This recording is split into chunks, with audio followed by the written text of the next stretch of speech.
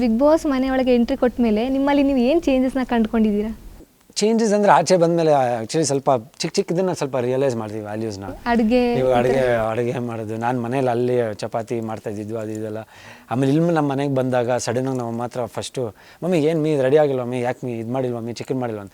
But ಇವಾಗ ಹೆಂಗಾಗ್ಬಿಡೈತೆ ಅಂದರೆ ಸೊಪ್ಪು ಸಾರಾ ಸರಿ ನೆನ್ನೆದಾ ಓಕೆ ಬಿಸಿ ಮಾಡಿಕೊಡಿ ಅಂದರೆ ವ್ಯಾಲ್ಯೂಸ್ ಅನ್ನೋದು ಇನ್ನೂ ಜಾಸ್ತಿ ಇದು ಬಂದೈತೆ ಲೈಫಲ್ಲಿ ಅಂತ.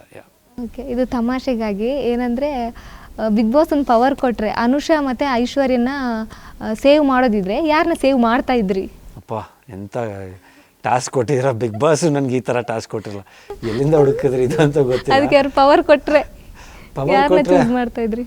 ಪವರ್ ಕೊಟ್ಟರೆ ಇಬ್ಬರು ನಾನು ಸೇವ್ ಮಾಡ್ತೀನಿ, ಇಲ್ಲಾಂದರೆ ಬಿಗ್ ಬಾಸ್ ನಾನೇ ಹೋಗ್ಬಿಡ್ತೀನಿ. ಯಾಕೆ ಯಾಕೆಂದರೆ ಒಬ್ರಿಗೆ ಹೇಳಿ ಒಬ್ರಿಗೆ ಯಾಕೆ ಮನಸ್ತಾಪ ಬೇಜಾರುಗಳು ಮಾಡ್ಬೇಕಂತ ಅದೇ ಆಗಿದ್ದು ನನಗಲ್ಲಿ ತುಂಬ. ಲೈಕ್ ಎಲ್ಲರ ಜೊತೆ ಚೆನ್ನಾಗಿದ್ದೀನಲ್ಲ, ಎಲ್ಲರ ಜೊತೆ ನಗ್ನಗ್ತಾ ಖುಷಿಯಾಗಿದ್ದೆ, ಯಾರ ಜೊತೆ ಜಾಸ್ತಿ ಮನಸ್ತಾಪಗಳಿಲ್ಲ. ಸೊ ಇವ್ರನ್ನ ಸೇವ್ ಮಾಡಿ ಅವ್ರನ್ನ ಸೇವ್ ಮಾಡಿ ಇವ್ರನ್ನ ಕಳಿಸಿದ್ರೆ ಆಬ್ವಿಯಸ್ಲಿ ಎಲ್ರಿಗೂ ಬೇಜಾರಾಗುತ್ತೆ. ಇಬ್ಬರು ನಾನು ಸೇವ್ ಮಾಡ್ತಿದ್ದೆ.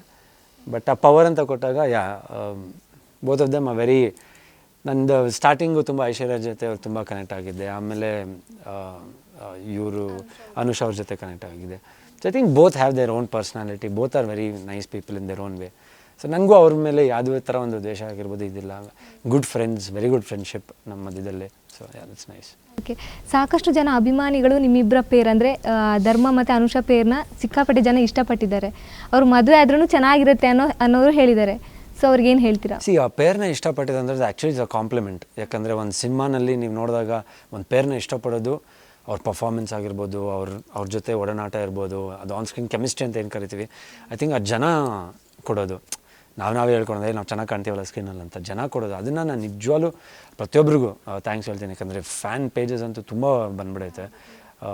ನಂದು ಅನುಷಾದೆಲ್ಲ ಫ್ಯಾನ್ ಪೇಜಸ್. ಬಟ್ ಅವ್ರಿಗೆಲ್ಲ ನಿಮ್ಮ ಮುಖಾಂತರ ಥ್ಯಾಂಕ್ಸ್ ಹೇಳೋಕ್ಕೆ ಇಷ್ಟಪಡ್ತೀನಿ. ಯಾಕಂದರೆ ಅಷ್ಟೊಂದು ಸಪೋರ್ಟ್, ಆಮೇಲೆ ನೀವು ಇಷ್ಟಪಟ್ಟಿದ್ದೀರಾ ನಮ್ಮನ್ನ ಆನ್ ಸ್ಕ್ರೀನಲ್ಲಿ. But off the screen definitely ನಂದೊಂದು ಪರ್ಸ್ನಲ್ ಲೈಫ್ ಅಂತ ಇರುತ್ತೆ, ಅವ್ರದ್ದೊಂದು ಪರ್ಸ್ನಲ್ ಲೈಫ್ ಅಂತ ಇರುತ್ತೆ.